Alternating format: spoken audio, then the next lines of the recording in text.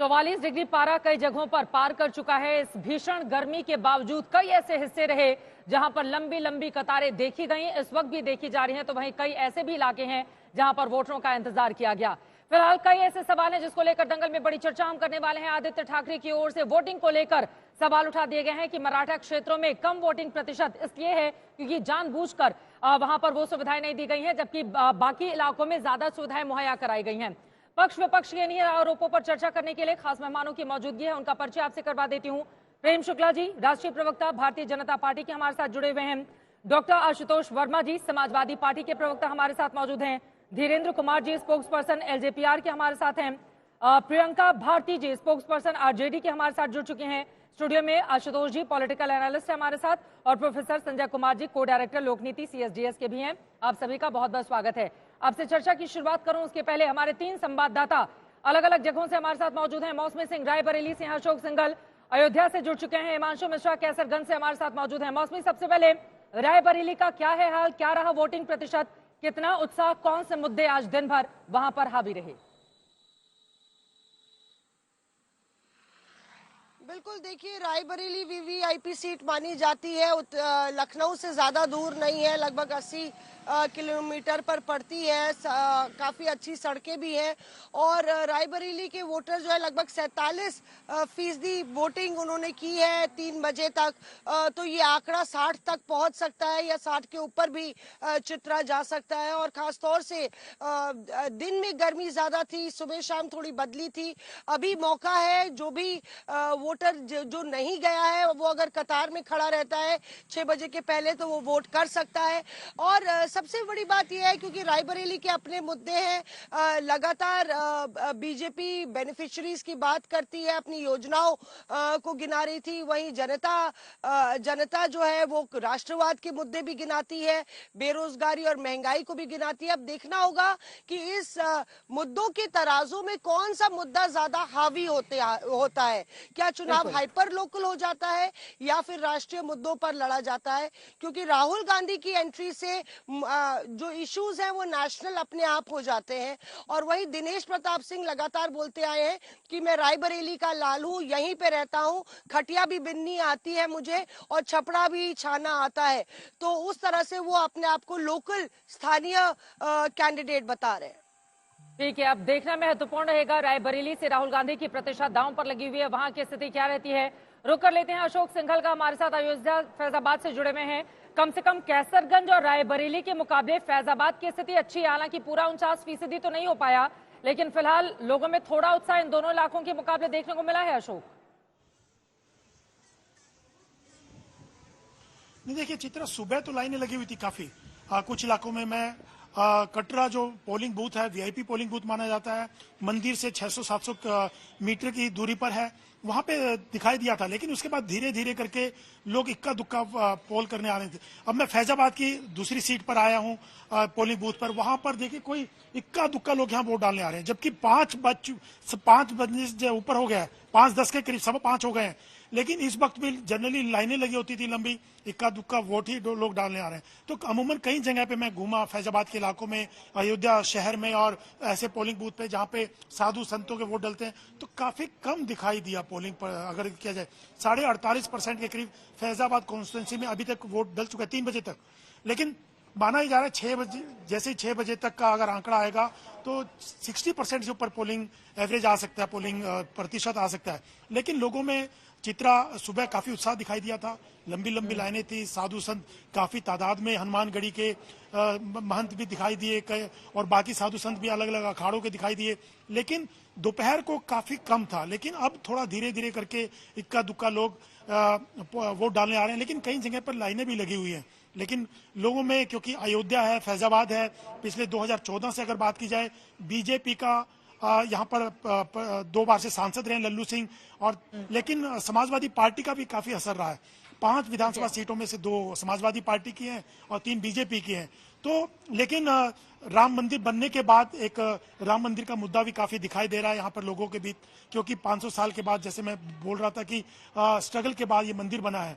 तो और जब प्राण प्रतिष्ठा हुई थी चित्रा, तो राममय था पूरा, सिर्फ अयोध्या ही नहीं, यूपी और पूरे देश में ऐसा एक माहौल बना हुआ था, लाखों की तादाद में लोग दर्शन करने आते थे। लेकिन समाजवादी पार्टी अपने तरीके से मुद्दों को लेकर जा रही है। उनका कहना है राम मंदिर कोई मुद्दा नहीं है, बेरोजगारी, महंगाई और बाकी इश्यूज हैं। तो देखना होगा राम मंदिर के साथ बाकी इश्यूज नेताओं ने अपने मुद्दे उठा लिए, अब जनता मतदान कर रही है, कौन से मुद्दे उनके दिलों में घर कर गए, किस पार्टी पर ज्यादा भरोसा हुआ, ये देखना महत्वपूर्ण रहेगा जब चुनावी नतीजे आएंगे। लेकिन कुल मिलाकर मतदान का जो प्रतिशत है वो बहुत अच्छा नहीं कहा जा सकता है इन तमाम इलाकों में। संतोष शर्मा हमारे साथ झांसी से जुड़ चुके हैं और झांसी टॉप 2 में है जहां पर ज्यादा वोटिंग हुई है। मैं फौरन आपके पास आऊंगी, लेकिन उसके पहले हिमांशु मिश्रा, कैसरगंज भी मतदान में 50% को क्रॉस नहीं कर पाया, क्या वजह रही दोपहर 3 बजे तक के लिए, अगर मैं आपसे जानना चाहूं तो? देखिए, बिल्कुल केसरगंज के अंदर जो है 50% का जो अभी तक आंकड़ा है वो पार नहीं हो पाया है, और ये कारण उसके सबसे बड़ी बात है चित्रा, गर्मी है।